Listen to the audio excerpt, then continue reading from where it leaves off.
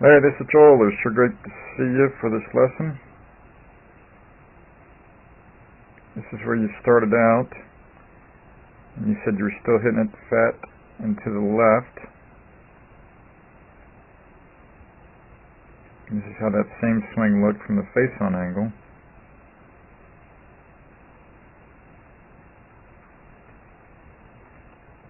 And so, you said, Joel, I just can't figure out what's causing it. You said, if I knew what caused me to hit fat, I'd feel better about it. Well, again, I'm concluding, because we've seen it several times before, that you see here, you're taller in the new blue setup. And so when you're taller, it's harder for you to hit it fat and left.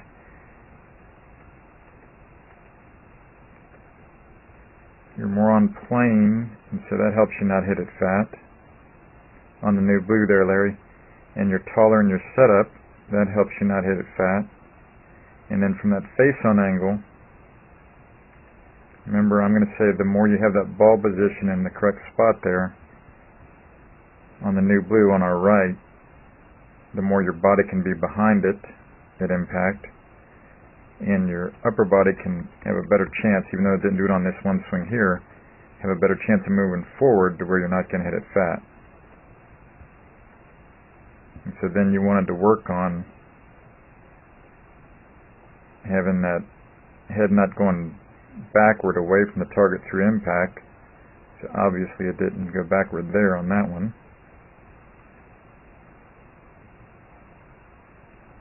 This one, it was nice, it didn't go backward. Right there. So that looks better on the left there than the one on the right. And then, you hit some balls with it and did pretty well with it, Larry. Right there, so that looks better than the one on the right. And then from down the line, again, nice down plane with the club head.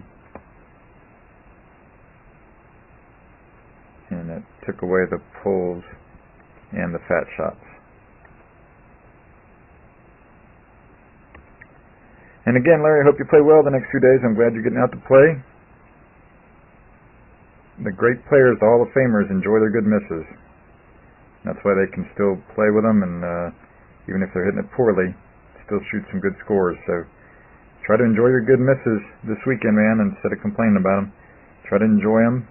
Like we went on the course and saw, and like you hit those 3 shots there, you left 2 putts and chips in 1 pitch.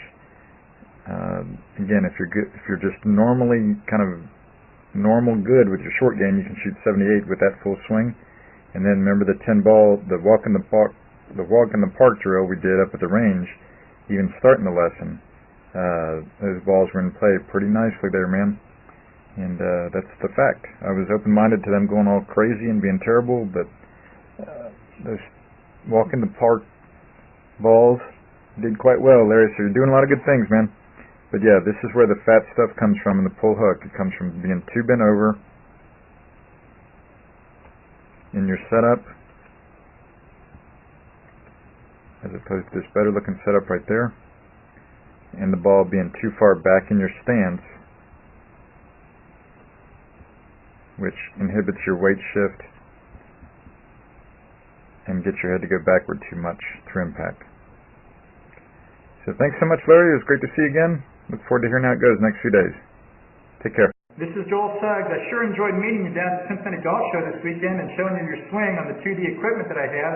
And so I want to take about 2 or 3 minutes to just show you around Meadowlink. This is the studio I use in the winter for all my students. You see there's a down-the-line camera angle for our 2D equipment. And then we have a face-on camera angle also. And then what we also have here is 3D equipment to where I can show you your swing from 6 different camera angles with this 3D equipment, and we can get your swing from down to the 1/120th of a second in terms of exactly what your hips, shoulders, and hands are doing in the swing. And then also, I have the most realistic hitting curve I've ever seen from puttersedge.com.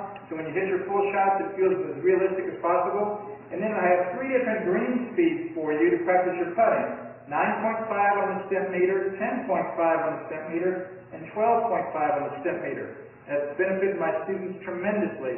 And then also I have a lot of learning aids like this Smart Stick. You can see the rest of those learning aids over here in my bag that we can work on to help you learn the certain fields in the golf swing that you and I both want. And then also I help my students a lot with their equipment through the winter.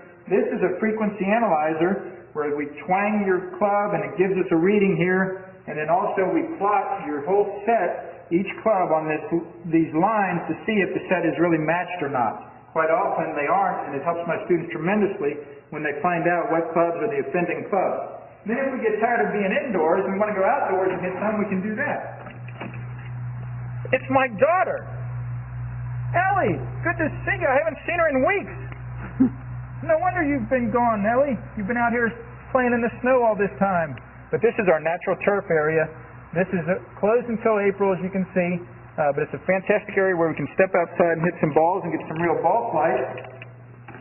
Or, if we get pretty satisfied that things are looking better on the video here, we're kind of cooped up inside and want to go outside, we can step on out and hit balls and see real ball flight for about 5 or 10 or 15 minutes, however long you and I can stand the cold, out into the air, and we see them land at these different flags. I have a yardage book for this driving range. It's the first one I've ever seen in my life where we know exactly what it is for the front, back, and middle of each green. And again, the covered area here is heated, so we stay out there for about 5, 10, 15 minutes, like I said. It enables us to see some ball flight, and then we get satisfied that things are looking the way we want, and we come back inside, take off our coat, and look again at the video equipment to see how your swing's looking, to make sure that you understand it. And then notice too, my exercise ball up top here, and then also, so I help my students a lot with their fitness through the winter, and then I will help you also with your sports psychology, with your golf psychology from the golfpsych.com people down in Texas. That's helped my students tremendously a lot over the years too. So again, I sure enjoyed meeting you down at the Cincinnati Golf Show this weekend. I look forward to seeing you again out here this summer at Meadowlinks, or even right now in the winter. I have a lot of people that work on their games with me right through the winter. Check out more information about the things I do to help you at joelsuggs.com. Take care.